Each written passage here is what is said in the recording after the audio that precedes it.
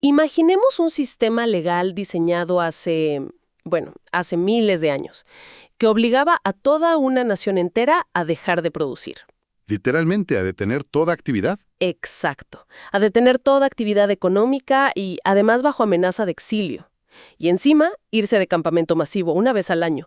Es que es una locura. Es una locura total para nuestra mente moderna, claro. Sí. Un sistema donde el tiempo mismo no le pertenece al imperio de turno, ni a la maquinaria comercial, sino que está diseñado para moldear la mente humana. Bienvenidos a una nueva exploración profunda. Es un tema increíble. Lo es. Pero antes de desempacar este tema tan fascinante, quiero comenzar ofreciendo una bendición divina específica para quienes nos escuchan hoy. Ujú. Que la gracia, la paz y la sabiduría acompañen su día y que una bendición especial guíe cada paso de la semana que tienen por delante. Es de verdad un gran privilegio abrir este espacio de aprendizaje. Qué buen inicio. Y sí, el material de hoy ofrece una perspectiva, brillante sobre la antigüedad. Vamos a explorar notas y extractos del capítulo 23 del libro de Levítico. Ajá.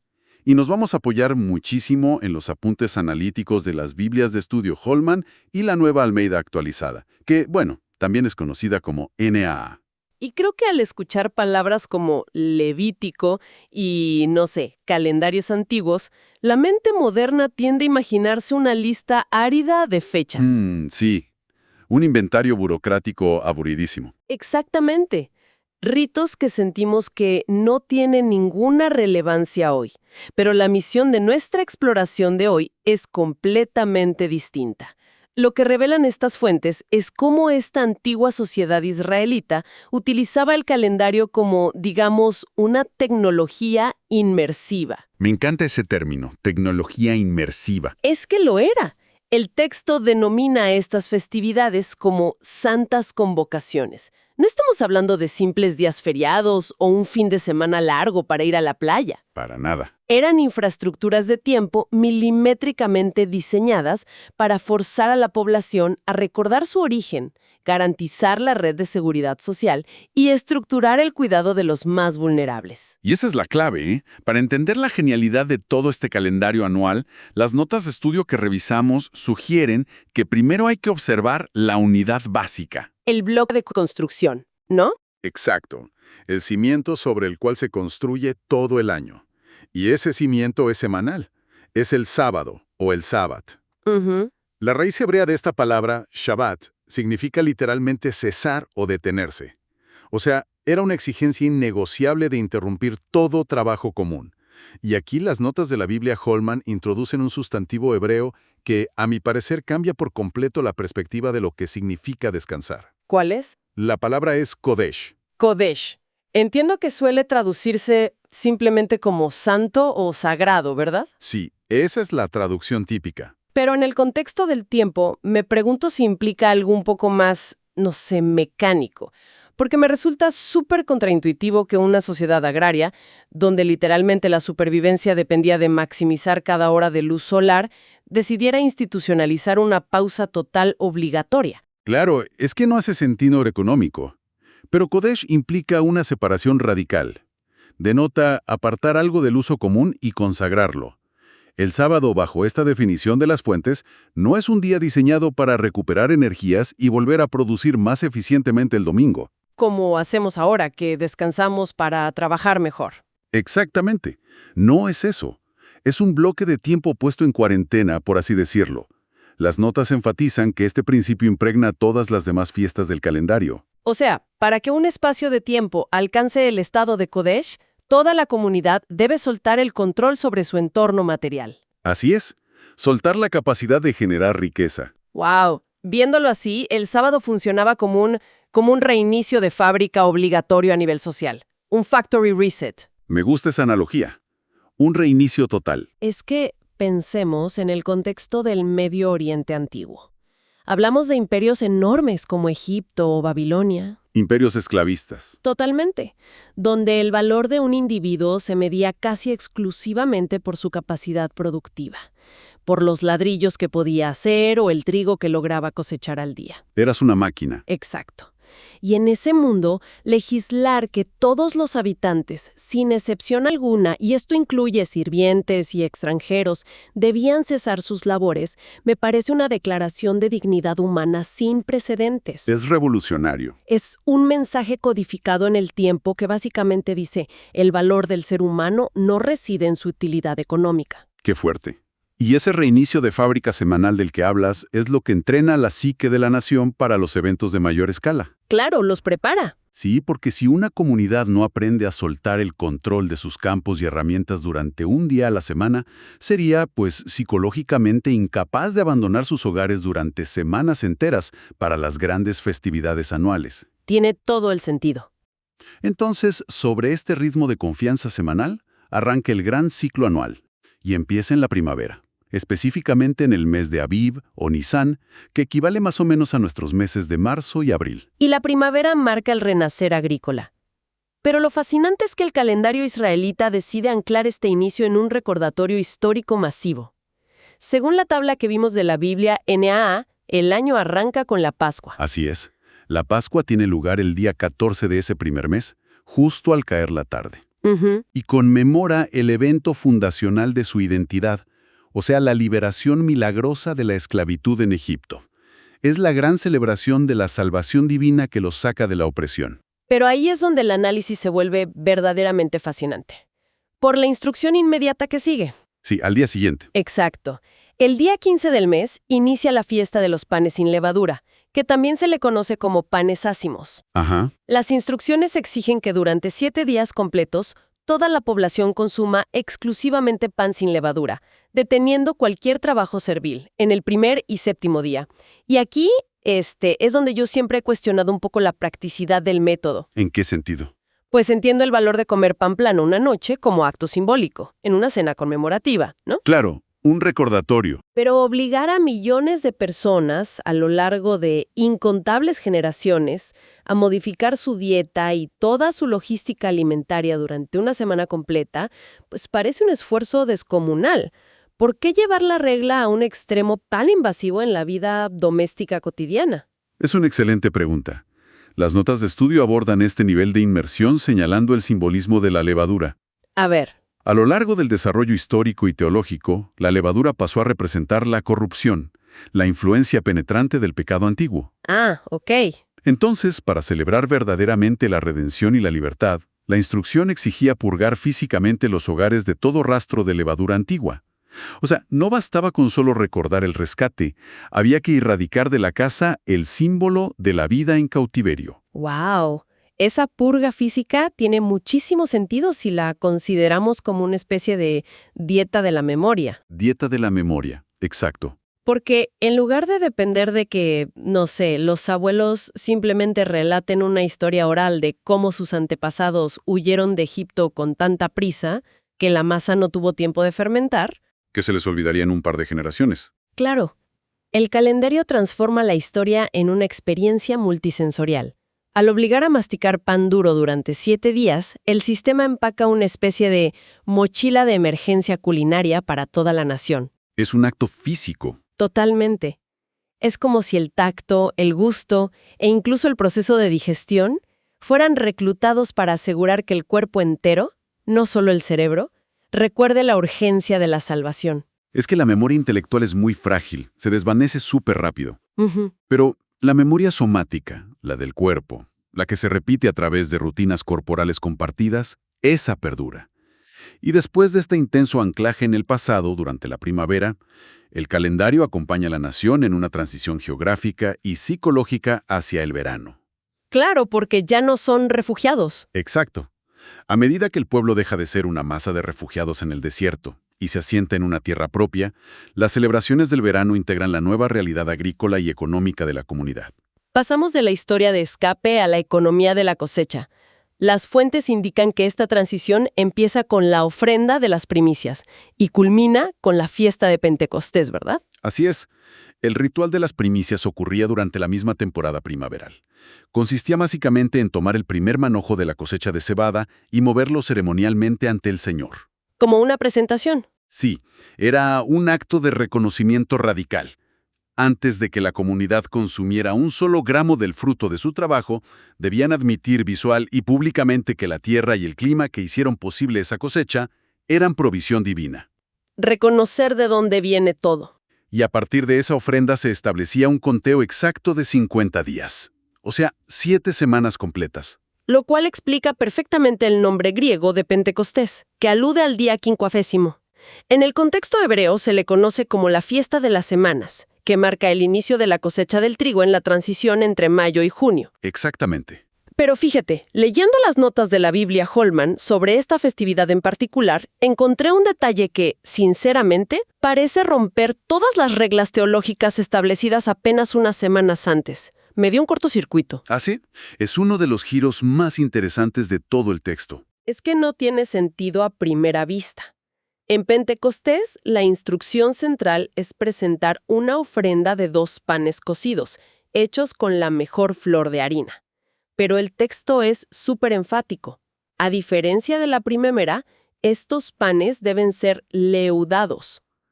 O sea, con levadura. Con levadura. Esa es la paradoja. Hace un par de meses en el calendario, la levadura era el símbolo definitivo de la corrupción y de la esclavitud, y mantenerla en casa era una falta gravísima. Un delito casi. Y de pronto, ¡pum! En la cumbre de la celebración de la cosecha, el Creador exige que la ofrenda sagrada contenga esa misma levadura. ¿Cuál es la lógica detrás de esta reversión simbólica tan dramática? Bueno, este aparente conflicto se resuelve rapidísimo al entender el cambio de contexto vital que señala la Biblia de Estudio Holman. A ver. Durante la fiesta de los panes sin levadura, la mirada estaba puesta en el pasado, en la salida apresurada, en la emergencia, en romper abruptamente con la opresión. Claro, no hay tiempo para levadura. Exacto. Los refugiados huyendo no tienen tiempo para dejar reposar la masa. Sin embargo, Pentecostés es una celebración del presente establecido. Festeja la vida en la tierra prometida, la abundancia agrícola y, sobre todo, la estabilidad de una vida pacífica. Ah, ok. La levadura requiere tiempo, requiere paciencia y un hogar permanente y seguro. Al exigir pan leudado, el sistema está declarando que la vida cotidiana, ordinaria y establecida también es santa y digna de ser ofrecida. Ese matiz cambia todo, de verdad.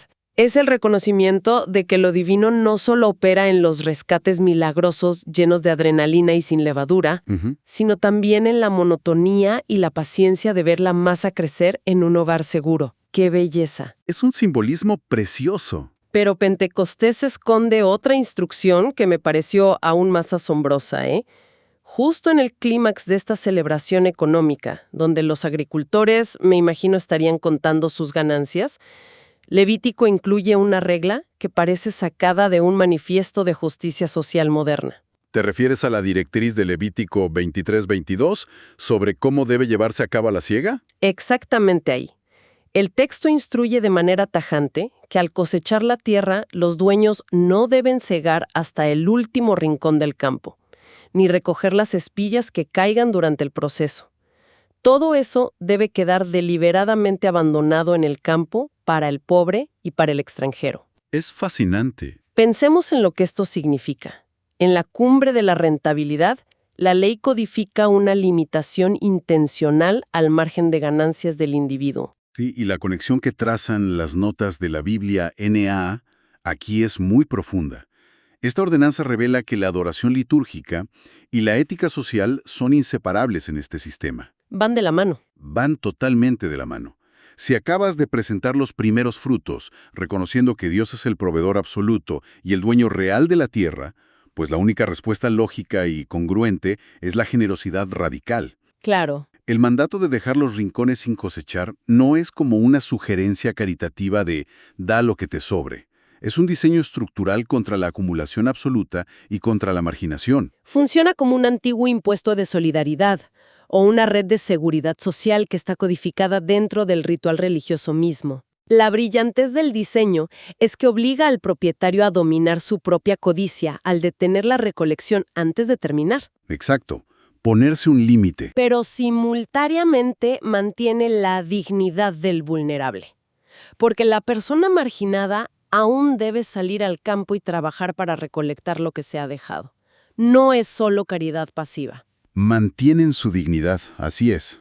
Y nos dice de manera implícita que una festividad no es válida y la gratitud hacia arriba es nula si las personas marginadas alrededor tuyo no tienen acceso al sustento básico. Y bueno, esa integración de economía, teología y cuidado comunitario es el núcleo absoluto de estas convocatorias.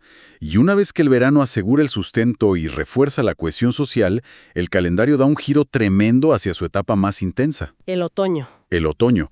Entramos al séptimo mes, el mes de Tishri, que equivale aproximadamente a septiembre y octubre en nuestro calendario. Y te digo, al leer las fuentes sobre este séptimo mes, la sensación que da es abrumadora.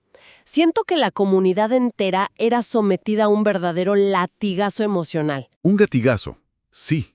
La intensidad y la velocidad con la que cambian los estados de ánimo exigidos por el calendario. Parece un desafío de resistencia psicológica. Es que es el clímax absoluto del año.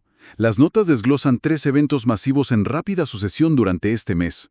Todo comienza el día 1 del séptimo mes con la fiesta de las trompetas. Ajá. Es un día de descanso absoluto marcado por el sonido constante de instrumentos de cuerno. La tradición judía posterior identifica esto como Rosh Hashanah, que es el inicio del año civil. Pero en el contexto estricto de Levítico, el sonido persistente de las trompetas o del shofar actuaba como una alarma espiritual ensordecedora. Como un despertador gigante. Literal. Anunciaba que el trabajo agrícola había terminado y llamaba a la población a una introspección urgente. Era momento de prepararse para el día más solemne de todo el calendario. Una alarma que, la verdad, no dejaba espacio para la complacencia, porque apenas 9 días después, o sea, el día 10, traía el evento de mayor peso teológico de todos. Así es. El día de la expiación. Yom Kippur. Universalmente conocido como Yom Kippur. Este día es un contraste brutal con el resto del calendario festivo del que venimos hablando. Las instrucciones abandonan cualquier tono de celebración. Se acabó la fiesta. Sí, se repone súper serio. Se trata del único día de ayuno absoluto y obligatorio ordenado en todo el sistema legal. Se le exige a la nación afligir sus almas. Afligir sus almas. Sí, lo cual denotaba abstinencia total de alimentos y una postura de profundo y agónico arrepentimiento por los pecados individuales y también colectivos. Es el día donde el sumo sacerdote realizaba los ritos de purificación moral para toda la comunidad. La severidad en las instrucciones es paralizante, ¿eh? El texto advierte explícitamente que cualquier individuo que decida ignorar el ayuno o que no aflija su alma o que intente realizar algún trabajo cotidiano será cortado o destruido de entre su pueblo. Expulsado totalmente. Si usamos una analogía moderna, enfrentarse al día de la expiación debía sentirse como someterse a la auditoría existencial más rigurosa posible frente al creador del universo, donde el veredicto definía la pertenencia misma a la comunidad. El nivel de estrés colectivo debió ser, bueno, inmenso. Era una depuración nacional a todo nivel, un enfrentamiento desnudo con la propia fragilidad moral. Y es precisamente esa tensión extrema lo que hace que el siguiente mandato sea pero tan extraordinario. ¿Por qué? Porque el calendario no permite que la sociedad se quede estancada en ese estado de terror reverencial y autoexamen oscuro. Los mueve rápido. Y aquí es donde ocurre el latigazo emocional que te mencionaba. Me cuesta procesarlo. Solo 5 días después de sobrevivir al ayuno y al estrés casi traumático del día de la expiación. 5 días nada más. 5 días. El día 15 de Tishri, la ley exige que toda la nación se vaya a un campamento masivo lleno de júbilo incontrolable. ¿Cómo logra una sociedad entera pasar de enfrentar la posibilidad del exilio moral a una celebración exuberante en menos de una semana? Pues es un diseño psicológico magistral. Se trata de la fiesta de los tabernáculos, que también es conocida como la fiesta de las cabañas, o Sukkot, y duraba 7 días enteros. Otra semana completa. ¿Sí? Primeramente, funcionaba como la gran celebración de la cosecha final de otoño, recolectando el vino y el aceite. Pero su componente histórico exigía algo sumamente inusual. El texto instruye que las familias debían tomar ramas de palmeras, de árboles frondosos y sauces de los arroyos y construir refugios temporales o tiendas. Ajá. Y habitando en ellas durante toda la semana. O sea, dejar la seguridad de las casas de piedra o de adobe justo antes de que llegue el invierno para dormir bajo techos de ramas por 7 días. Precisamente eso. El propósito expreso era que las generaciones venideras experimentaran físicamente y recordaran cómo la nación tuvo que vivir en tiendas frágiles durante su tránsito por el desierto, después de salir de Egipto. Increíble. Pero al conectarlo con tu pregunta sobre el latigazo emocional, la cronología aquí tiene total sentido. A ver, explícame eso. La verdadera alegría desbordante y sin reservas de los tabernáculos solo es psicológicamente posible después de haber pasado por la catarsis moral del día de la expiación. Ah, claro. Una vez que la culpa ha sido tratada y la relación está restaurada, la comunidad está libre. Libre para celebrar la provisión material con una gratitud absoluta y una vulnerabilidad consciente al dormir a la intemperie. ¡Wow! Ese recorrido obliga a los participantes a procesar la totalidad de la experiencia humana, desde el arrepentimiento más oscuro y el enfrentamiento con nuestra propia mortalidad, Ujú. hasta la gratitud más luminosa y la conexión con la naturaleza y la familia bajo las estrellas. Siento que el sistema no permite evadir la culpa, pero se niega rotundamente a dejar a la población deprimida. Totalmente. Y si damos un paso atrás para observar la estructura completa, la tabla resumen proporcionada por la Biblia de Estudio NAA captura elegantemente este viaje evolutivo. Sí, esa tabla es clave. Asigna a cada etapa del calendario un valor teológico progresivo. Fíjate, todo se asienta sobre la creación, que está simbolizada por el descanso semanal del sábado. Bien. Luego, la primavera trae la salvación, materializada en la Pascua. Avanzamos hacia el verano con la dedicación y la provisión continua en Pentecostés. El otoño impone la severidad de la redención y la limpieza moral en la expiación, culminando finalmente en la recordación festiva y súper alegre de los tabernáculos. Creación, salvación, dedicación, redención y recuerdo festivo. Exacto. Es una arquitectura del tiempo que, año tras año, educa a una civilización entera. Y al contemplar este complejo e intencional diseño del tiempo, es casi inevitable mirarnos al espejo, ¿no? Y cuestionar nuestras propias estructuras.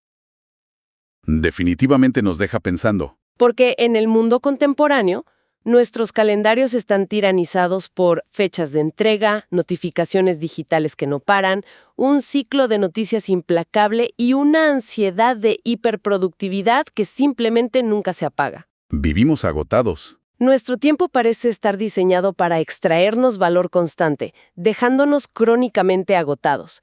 Y creo que vale mucho la pena preguntarnos, ¿cómo se transformarían nuestras vidas, nuestra salud mental comunitaria y nuestras prioridades si nuestros años estuvieran estructurados alrededor de estos valores antiguos? Sería otro mundo. Imaginemos una vida donde el descanso innegociable, la memoria de nuestra liberación, la gratitud profunda por los frutos del trabajo y el mandato de cuidar a los vulnerables dictaran verdaderamente la agenda. Y no al revés. Qué perspectiva tan poderosa. Nos hace reflexionar sobre a quién o a qué le estamos entregando realmente el dominio de nuestro tiempo. Y bueno, con esa provocación cerramos nuestra inmersión profunda de hoy. Ha sido un recorrido extraordinario, a través de estas antiguas santas convocaciones. Lo fue. Gracias a todos por acompañarnos en este espacio de descubrimiento. Y como es costumbre, y un verdadero honor para mí, me despido deseando que Dios bendiga a todos los oyentes.